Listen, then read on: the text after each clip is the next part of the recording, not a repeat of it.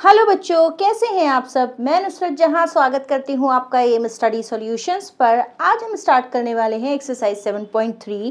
Chapter का नाम है ट्रायंगल्स। बढ़िया सी एक्सरसाइज है, बड़ा ही मज़ा आएगा इसको करने में, तो चलो फटाफट से कर लेते हैं। लेकिन हाँ, अगर आपने अभी तक चैनल को सब्सक्राइब नहीं किया है तो जल्दी से सब्सक्राइब कर दीजिए, बेल आइकन भी दबा दीजिएगा, जिससे कि आपको सारी नोटिफिकेशंस मिलती रहे। तो चलो फटाफट से स्टार्ट करते हैं। देखो, ये है हमारा first question. Triangle ABC and triangle DBC are two isosceles triangles on the same base BC and vertices A and D are on the same side of BC. If AD is extended to intersect BC at P, show that triangle ABD is congruent to triangle ACD. ठीक है, हमें question में दिया गया है कि ABC और DBC देखो, ABC यानी कि ये बड़ा वाला ट्रायंगल और DBC यानी कि ये छोटा वाला ट्रायंगल, ये दोनों आइसोसेलेस ट्रायंगल्स हैं। ठीक है, और सेम बेस पर बने हुए हैं, यानी कि BC पर बने हुए हैं दोनों। ठीक है, उसके बाद and vertices A and D are on the same side, मतलब A और D जो है वो सेम साइड पर हैं। उसके बाद अगर AD को बढ़ाया जाता है तो वो P पर इंटरसेक्ट करती है। ठीक है, P पर इंटरसेक्ट करती है।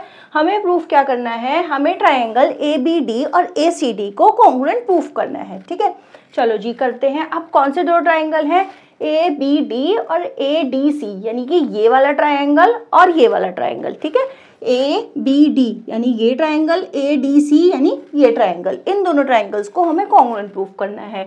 अब देखो, हमें बताया गया है कि ये ABC जो है एक आइसोसेलेस ट्रायंगल है। इसका मतलब क्या हुआ, AB = AC है ना, यही मतलब हुआ इसका। चलो यहाँ लिख लेती हूँ मैं, AB = AC। चलो भाई, एक चीज़ हमें मिल गई। दूसरी चीज़ हमें क्या बताई गई थी कि DBC जो है ये भी एक आइसोसेलेस ट्रायंगल है। तो इसका मतलब क्या हुआ, DB = DC, ये भी दोनों इक्वल साइड्स हुई ना। तो यहाँ पे भी लिख लेते हैं DB = DC। उसके बाद ये देखो, जो AD लाइन आ रही है बीच में, ये कॉमन है। ये ABD यानी कि इस वाले ट्रायंगल, ADC यानी इस वाले ट्रायंगल, इन दोनों में आ रही है ना। तो ये जो लाइन है AD, ये दोनों ट्रायंगल्स में कॉमन है। ये यहाँ लिख लेते हैं। ठीक है, ये है हमारा आइसोसेलेस ट्रायंगल। ठीक है, ये भी आइसोसेलेस ट्रायंगल से है भाई इक्वल। हमें लिखना पड़ता है ना यहाँ पर कि ये किस तरह से इक्वल है, तो ये ऐसे इक्वल है। उसके बाद AD = AD हमने क्या लिया है, ये हमने लिया है कॉमन। ठीक है, अब ये देखो, तीन चीज़ें इक्वल आ गई। अब हमारा ट्रायंगल ABD जो है वो कॉन्ग्रुएंट हो गया ट्रायंगल ACD के। कैसे हुआ भाई, एक साइड साइड साइड। ठीक है, तो बाय S बच्चों, ये है second part, triangle ABP is congruent to triangle ACP। अब हमें शो करना है, तो हमें क्या करना होगा। देखो, सबसे पहले एक चीज़ मैं आपको ये बताऊं कि जब हमने ट्रायंगल ADB और ADC को, यानी कि जो पिछला वाला पार्ट था, अभी हमने उसमें इनको कॉन्ग्रुएंट प्रूफ किया था ना। ट्रायंगल ADB को और ADC को हमने कॉन्ग्रुएंट प्रूफ किया था। ठीक है, तो उससे क्या हुआ कि ये वाला एंगल और ये वाला एंगल एक दूसरे के इक्वल आ गए। भाई कैसे आ गए, CPCT से। अगर मान लो यहाँ पर मैं एंगल 1 लिख लूँ, एंगल 2 लिख लूँ, तो एंगल 1 = एंगल 2 कैसे, CPCT से। अभी भाई हमने इनको कॉन्ग्रुएंट प्रूफ किया था ना, ट्रायंगल ABD और ट्रायंगल ADC को, तो ये एक दूसरे के इक्वल हो गए, CPCT से हो गए। एंगल 1 और एंगल 2 एक दूसरे के इक्वल हो गए। ठीक है, अब ये जो सेकंड पार्ट है, ट्रायंगल ABP और ACP को जो हमें कॉन्ग्रुएंट प्रूफ करना है, तो ABP हमारा ये वाला ट्रायंगल है और ACP हमारा ये वाला ट्रायंगल है। ठीक है, ये हो गई। अब हम करते हैं इनको प्रूफ। कैसे करेंगे भाई, देखो, AB = AC हमें क्वेश्चन में गिवन था, है ना। ये हमें क्वेश्चन में गिवन था कि एक ये आइसोसेलेस ट्रायंगल है, यहाँ पे हम गिवन लिख लेते हैं। उसके बाद देखो, ये ABP ट्रायंगल और APC में AP लाइन जो है वो कॉमन है, तो वो लिख लेते हैं, AP = AP। ठीक है, ये क्या है भाई, कॉमन है, ये लिख लिया हमने। उसके बाद तीसरी चीज़ देखो, ये मैंने यहाँ पर अभी CPCT से लिखा है ना, एंगल 1 = एंगल 2, वो लिख लेंगे। एंगल 1 = एंगल 2, यहाँ लिख दो आप, प्रूव अबव। हमने अभी ये ऊपर प्रूफ कर दिया है कि ये दोनों एक दूसरे के इक्वल हैं। एंगल 1 = एंगल 2, ये लिख दिया। तीन चीज़ें इक्वल आ गई भाई, हमारे ट्रायंगल्स कॉन्ग्रुएंट प्रूफ हो गए। ये हो गया ACP के कॉन्ग्रुएंट। कैसे? एक साइड और एक एंगल, तो यहाँ क्या लिखेंगे? Side angle side. ठीक है, ये हमारा कॉन्ग्रुएंट प्रूफ हो गया, ये हमारा सेकंड पार्ट हो गया। जब ये दोनों ट्राइंगल्स कॉन्ग्रुएंट प्रूफ हो गए, ट्राइंगल APB और ट्राइंगल APC एक दूसरे के कॉन्ग्रुएंट हो गए, तो इनके कॉरेस्पॉन्डिंग पार्ट्स भी एक दूसरे के इक्वल हो जाएंगे, यानी कि BP = PC मैं लिख सकती हूँ। कैसे? CPCT से। ठीक है, अब देखो यहाँ ट्राइंगल ADB को जब हमने ADC की कॉन्ग्रुएंट प्रूफ किया था तो मुझे क्या मिला था? एंगल 1 एंगल 2 के बराबर मिल गया था। ठीक है, उसके बाद जब मैंने ट्राइंगल APB को APC के कॉन्ग्रुएंट प्रूफ कर दिया तो मुझे BP = PC मिल गया। तो जैसे जैसे हम ट्राइंगल्स को कॉन्ग्रुएंट प्रूफ करते जाते हैं वैसे वैसे हमें उनके इक्वल पार्ट्स मिलते जाते हैं। तो ये मेरा थर्ड पार्ट है, AP bisects angle A as well as angle D। ठीक है, हमें ये बताना है कि जिस तरह से AP, ये जो लाइन है ना AP, ये एंगल A को बाइसेक्ट कर रही है, मतलब दो इक्वल पार्ट्स में डिवाइड कर रही है, उसी तरह से ये एंगल D को भी कर रही है। अब देखो जरा, एंगल D कहाँ आ रहा है? एंगल D जो आ रहा है इस ट्राइंगल में भी आ रहा है और इस ट्राइंगल में भी आ रहा है। तो क्या मतलब निकल के आया कि अगर मैं इन दोनों ट्राइंगल्स को कॉन्ग्रुएंट प्रूफ कर दूंगी तो मेरा एंगल D जो है वो बाइसेक्ट मैं उसको शो कर सकती हूँ, है ना। तो चलो इन दोनों को कॉन्ग्रुएंट प्रूफ करते हैं। कौन से ट्राइंगल ले रहे हैं हम? Triangle BPD। उसके बाद कौन सा है भाई? BPD, उसके बाद CPD।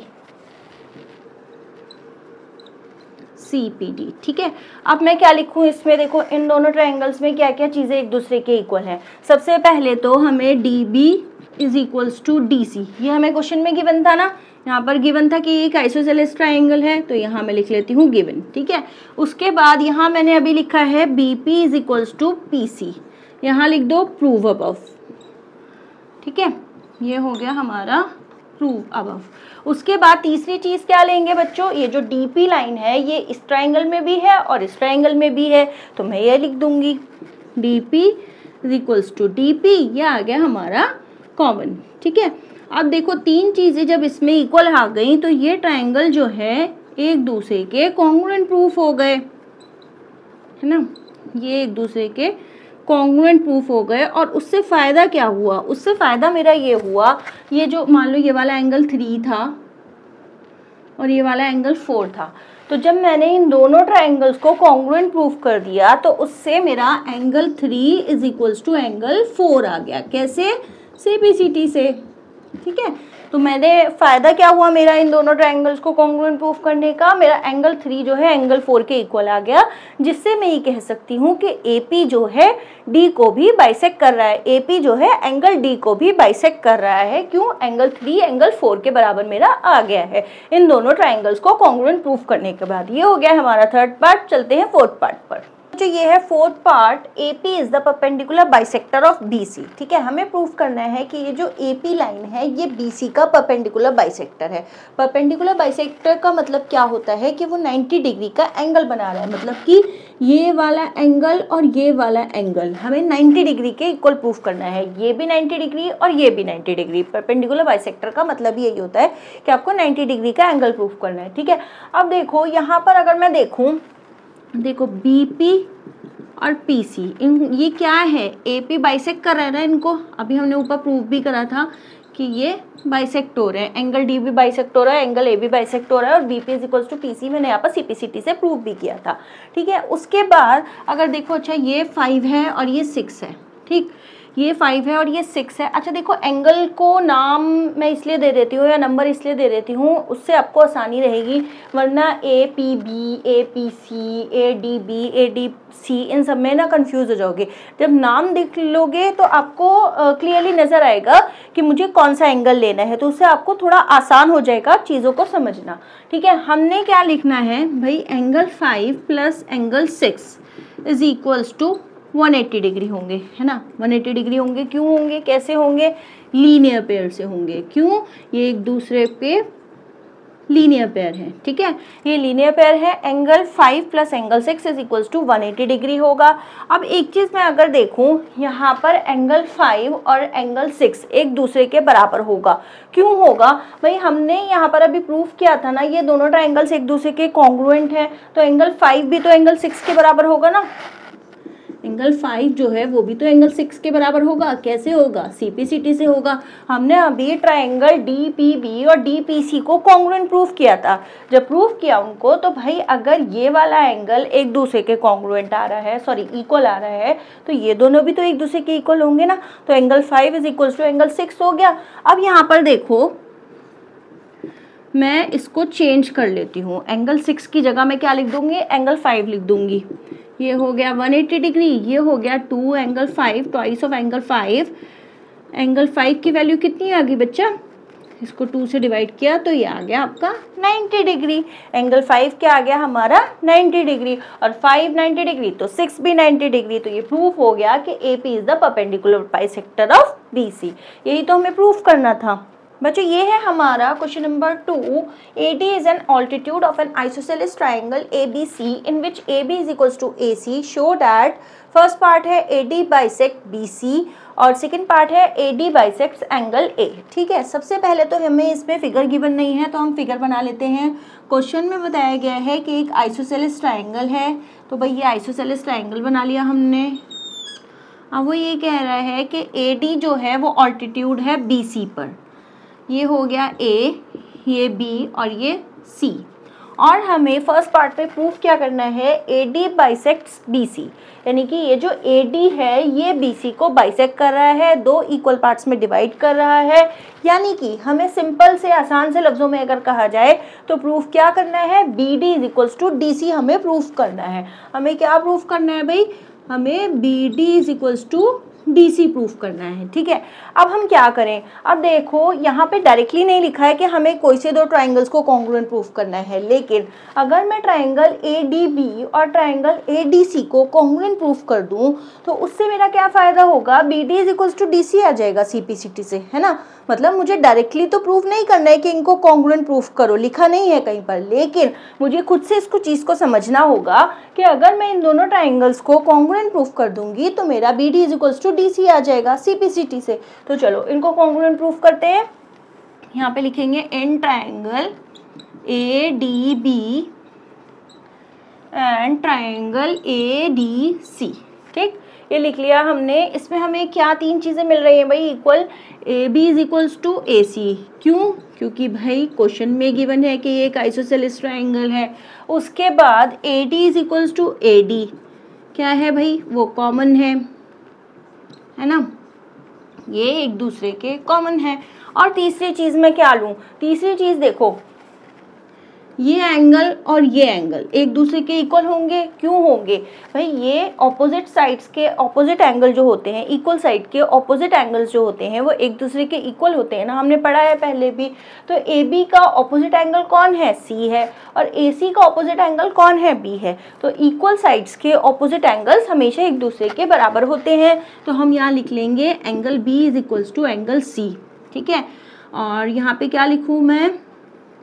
Angle opposite to equal sides. ठीक है, यहाँ हम ये रीज़न दे देंगे। अब देखो तीन चीज़ें मेरी इक्वल आ गई हैं, तो मेरे ट्राइंगल जो हैं वो कॉन्ग्रुएंट प्रूफ हो गए। जब ये कॉन्ग्रुएंट प्रूफ हो गए, देखो मैं हमेशा एंड लिख देती हूँ यहाँ पर, मुझे इसको ऐसे रिप्रेजेंट करना होता है। ठीक है, मैंने ये लिख दिया। कैसे हुए? Side side angle. ठीक है, यहाँ लिख लेंगे भाई साइड एंगल साइड। उसके बाद यहाँ पर जब मैंने ये लिख लिया तो उसके बाद अब मैं क्या लिख सकती हूँ? BD is equals to DC। कैसे भाई? CPCT से। ये मेरा आंसर आ गया। यही तो मेरा फर्स्ट पार्ट था कि मुझे प्रूफ करना था BD is equals to DC है। उसके बाद जो मेरा सेकेंड पार्ट है AD bisects angle A। AD जो है एंगल A को बाइसेक्ट कर रहा है। अगर मैं यहाँ पर नाम दे लूँ 1 और ये नाम दे लूँ मैं 2, तो इसका मतलब क्या हुआ भाई? हमने अगर यहाँ पर लिखा है BD is equals to DC by CPCT, तो एंगल 1 भी तो एंगल 2 के बराबर होगा ना, है ना। एंगल 1 भी तो एंगल 2 के बराबर होगा। 2 देखो कितना बेकार सा लिखा है मैंने। एंगल 1 भी तो एंगल 2 के बराबर होगा। कैसे होगा? CPCT से होगा, और अगर एंगल 1 एंगल 2 के बराबर है तो इसका मतलब क्या हुआ कि ये जो AD लाइन है एंगल A को बाइसेक्ट कर रही है। तो ये मेरा सेकंड पार्ट भी यहीं पर हो गया। आंसर मेरा यही आया कि एंगल 1 बराबर है एंगल 2 के और एंगल 1 बराबर है एंगल 2 के। इसका मतलब क्या है कि AD जो है एंगल A को बाइसेक्ट कर रहा है। ठीक है, तो बच्चों ये हमारा सेकंड क्वेश्चन कंप्लीट हो गया। तो बच्चों ये है हमारा question number 3। Two sides AB and BC and median A of one triangle ABC are respectively equal to sides PQ and QR and median PN of triangle PQR show that first part है triangle ABM is congruent to triangle PQN। ठीक है, हमें ABM triangle को ABM को PQN के congruent proof करना है। अब देखो सबसे पहले तो हम ये देख लेते हैं कि हमें गिवन क्या क्या है। हमें बताया गया है कि भाई AB इक्वल है किसके, PQ के, PM इक्वल है, BM इक्वल है आपका QN के और AM इक्वल है किसके, AM इक्वल है मेरा PN के। अच्छा देखो हमें क्वेश्चन में एक और चीज़ बताई गई है कि AM और PN जो है ये मीडियंस हैं। अब मीडियन का क्या मतलब है, यहाँ पे क्या काम है, वो क्या कर रही है यहाँ पे। मीडियन का मतलब है कि ये BC को दो बराबर हिस्सों में बांट रही है। ठीक है, उसी तरह से यहाँ पर मीडियन PN का क्या काम है भाई, वो QR को दो इक्वल पार्ट्स में डिवाइड कर रही है। यानी कि इसका मतलब क्या हुआ, BM इज इक्वल्स टू क्या है, MC है और यहाँ पर QN इज इक्वल्स टू क्या है, NR है। ठीक है, ये बात समझ में आई। मीडियन क्या कर रही है, दो इक्वल पार्ट्स में डिवाइड कर रही है। QN is equals to NR है और BM is equals to MC है। ठीक है, अब हमारा फर्स्ट पार्ट है ट्राइंगल ABM को हमें कॉन्ग्रुएंट प्रूफ करना है ट्राइंगल PQN के।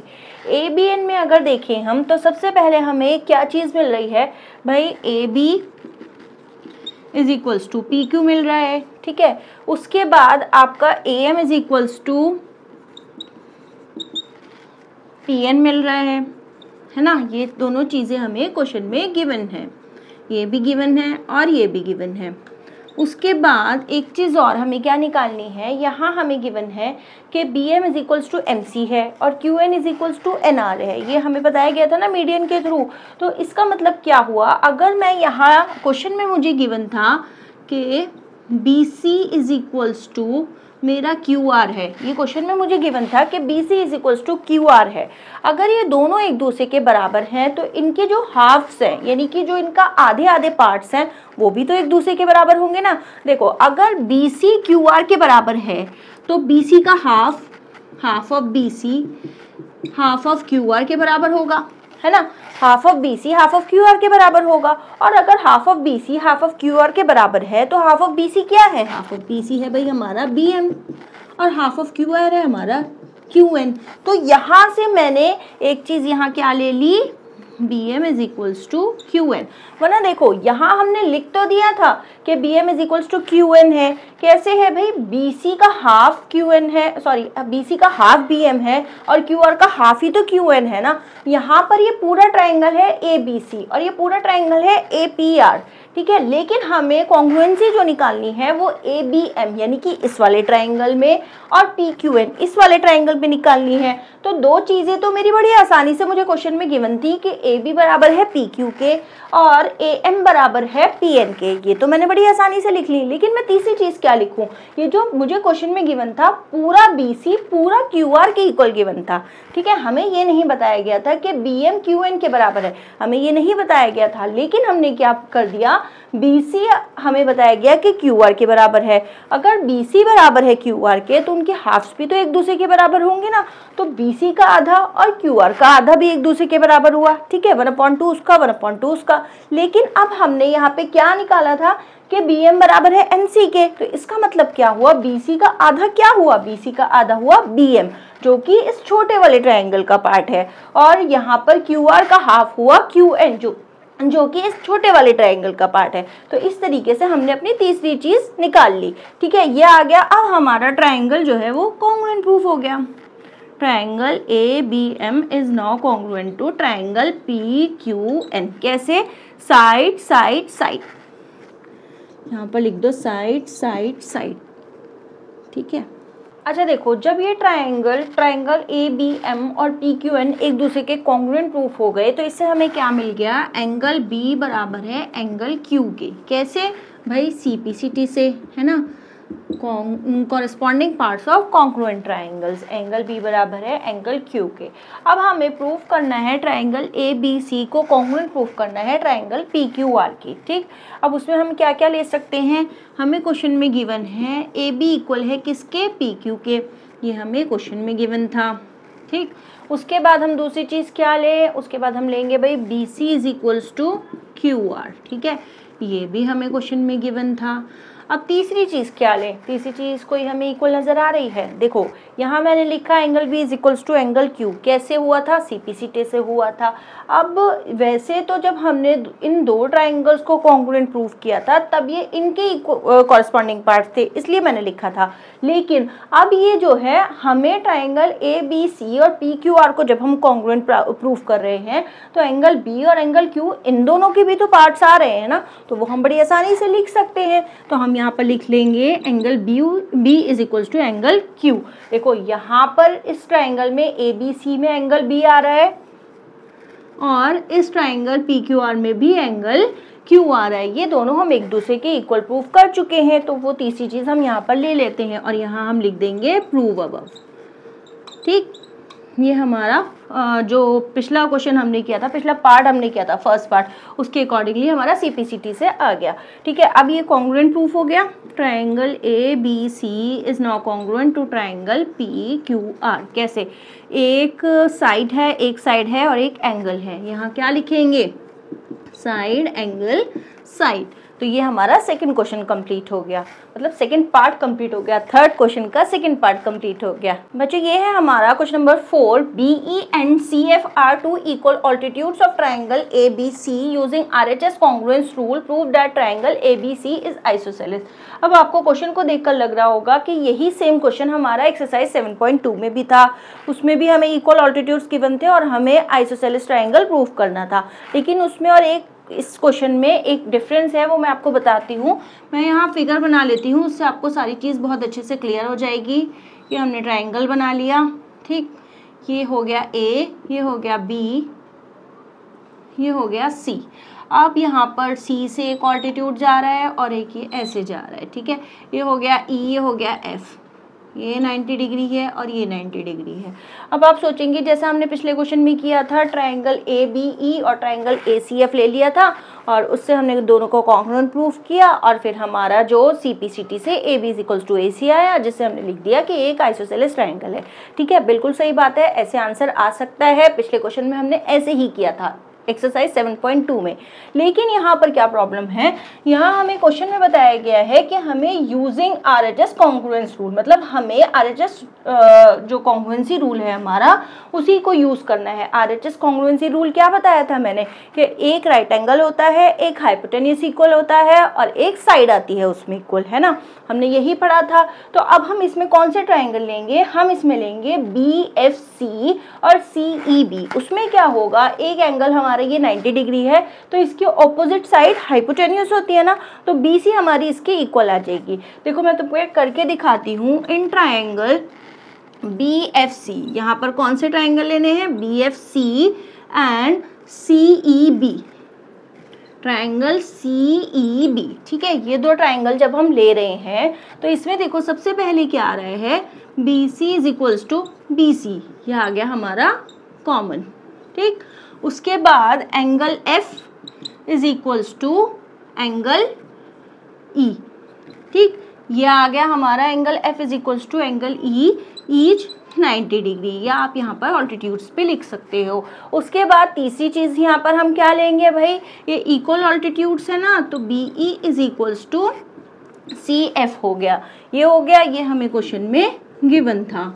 ठीक, ये तीन चीज़ें इक्वल आ गई। अब देखो हमने यहाँ पर क्या लिख देना है, triangle BFC is now congruent to triangle CEB। कैसे भाई, देखो एक तो हमारा राइट एंगल था, ठीक है, और BC जो था राइट एंगल के ऑपोजिट साइड थी ना, तो ये हाइपोटेन्यूज हो गया हमारा, और ये जो हमारा BE is equals to CF आ गया, ये हमारी साइड हो गई। तो हम यहाँ क्या लिख देंगे, RHS, ठीक है, बाय RHS, ये हमारा कॉन्ग्रुएंट प्रूफ हो गया। इस तरीके से आप इस क्वेश्चन को करेंगे, ना कि आप पिछले क्वेश्चन की तरह इसको करेंगे। यहाँ पर हमें साफ साफ क्वेश्चन में लिखा है कि हमें RHS कॉन्ग्रुएंसी रूल इस्तेमाल करना है, तो हम इसी तरीके से इन दो ट्राइंगल्स को ही कॉन्ग्रुएंट प्रूफ करेंगे, जिससे कि हमारा आंसर RHS के बेसिस पर ही आएगा।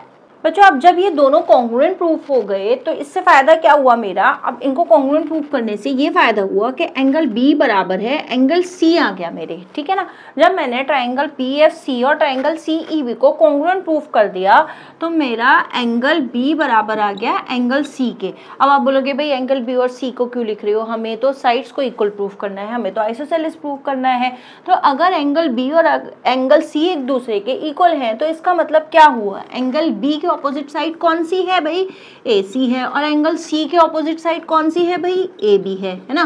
देखो एंगल B के ऑपोजिट साइड कौन सी है, AC है, और एंगल C के ऑपोजिट साइड कौन सी है भाई, AB है। तो इसका मतलब क्या हुआ, एंगल B और एंगल C अगर एक दूसरे के बराबर हैं तो AC बराबर AB हो गया। कैसे, opposite sides of equal angle, ठीक है, opposite sides of equal angle, ये हमने यहाँ पर लिख दिया। देखो हमने एंगल्स को इक्वल करा जिसकी वजह से हमारी साइड्स इक्वल आ गई, opposite sides of equal angles, ये यहाँ मैं लिख देती हूँ, ठीक है। हमने साइड्स को एंगल्स को इक्वल करा जिससे हमारी साइड्स एक दूसरे के बराबर आ गई, तो उससे हमारा ट्रायंगल ABC जो है प्रूफ हो गया। ABC is an isosceles triangle, ठीक है।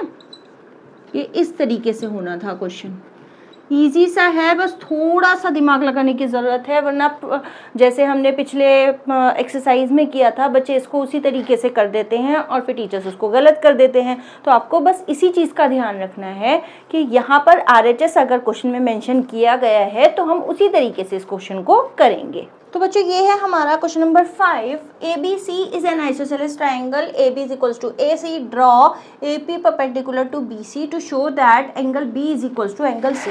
हमें सीधा सीधा क्वेश्चन में बताया जा रहा है कि एक आइसोसेलेस ट्राइंगल है जिसपे AB बराबर है AC के, और हमें प्रूव करना है एंगल B को एंगल C के बराबर। तो सबसे पहले फिगर बनाते हैं, ये हमने एक ट्राइंगल बना लिया, ठीक। यहाँ इसको थोड़ा सा सीधा कर लेते हैं, ये हो गया भाई सीधा। यहाँ पर एक लाइन है परपेंडिकुलर है BC पर, तो ये यहाँ पर P आ गया, ये हो गया B, ये हो गया C, परपेंडिकुलर है यानी कि ये और ये 90 डिग्री के एंगल्स हैं। उसके बाद अब हमें देखो सीधा सीधा बताया गया है कि AB बराबर है AC के, तो उससे साफ साफ मतलब क्या निकल कर आता है कि वो अपने आप ही एंगल B बराबर एंगल C हो जाएगा। कैसे, opposite angles of equal sides है ना भाई, हमें दो इक्वल साइड्स गिवन है तो उनके ऑपोजिट एंगल्स भी तो एक दूसरे के बराबर होंगे। अभी हमने पिछले क्वेश्चन में भी यही किया था, लेकिन इन्होंने हमें इतनी सारी कहानी बताई है कि P जो है परपेंडिकुलर है, AP परपेंडिकुलर है। तो चलो हम भी थोड़ा सा क्वेश्चन को लंबा कर देते हैं, सॉल्व कर लेते हैं इसको। ट्रायंगल APB क्या लिखेंगे, कौन से दो ट्रायंगल लेंगे, triangle APB and triangle APC। वैसे 1 मार्क में अगर ये क्वेश्चन आता है तो आप इजीली इसको लिख सकते हो कि opposite angles of equal sides, और उससे आपको 1 मार्क मिल जाएगा। लेकिन हम इसको यहाँ पे पूरा सॉल्व करके मैं आपको दिखाती हूँ कि हम इसको इस तरीके से भी कर सकते हैं। APB और APC, यहाँ पर क्या लिखेंगे, AB is equals to AC, ये हमें क्वेश्चन में गिवन था कि भाई आइसोसेलेस ट्रायंगल है। उसके बाद क्या लिखेंगे, angle APB is equals to angle APC, ठीक है। यहाँ पर क्या लिखेंगे भाई, परपेंडिकुलर ऑन BC, ठीक है, परपेंडिकुलर ऑन BC, और फिर यहाँ लिख देंगे AP is equals to AP, ये हो गया हमारा कॉमन, ठीक है। अब ये देखो यहाँ पे परपेंडिकुलर ऑन BC लिखा है ना, यहाँ पर हम यहाँ पर लिख सकते हैं ईच 90 डिग्री, ये भी आप लिख सकते हो, बल्कि ये लिखो, ये ज़्यादा बेटर है, ठीक है। AP is equals to AP हमारा कॉमन आ गया, दोनों ट्राइंगल्स हमें 3 चीज़ें इक्वल आ गई, तो दोनों ट्राइंगल्स हमारे कॉन्ग्रुएंट प्रूफ हो गए। APB is now congruent to triangle APC, ठीक है। Now we can say that angle ABC या angle B is equals to angle C C. अब हम यहाँ पर ये लिख सकते हैं और यही हमें क्वेश्चन में प्रूफ करना था। So this is the last question of this exercise. हमने सारे क्वेश्चंस बहुत अच्छे से डिस्कस कर लिए हैं। आई होप कि आपके सब समझ में भी आ गया है। फिर भी कोई भी प्रॉब्लम हो मुझे कमेंट करके ज़रूर बताइएगा। और 2 काम आपको और कर लेने हैं, इन सारे क्वेश्चंस की बहुत अच्छे से प्रैक्टिस कर लेनी है। और अगर वीडियो अच्छी लगी हो तो लाइक एंड शेयर ज़रूर कर दीजिएगा। चैनल को सब्सक्राइब भी कर दीजिएगा। मिलते हैं अगली वीडियो में, तब तक के लिए बाय।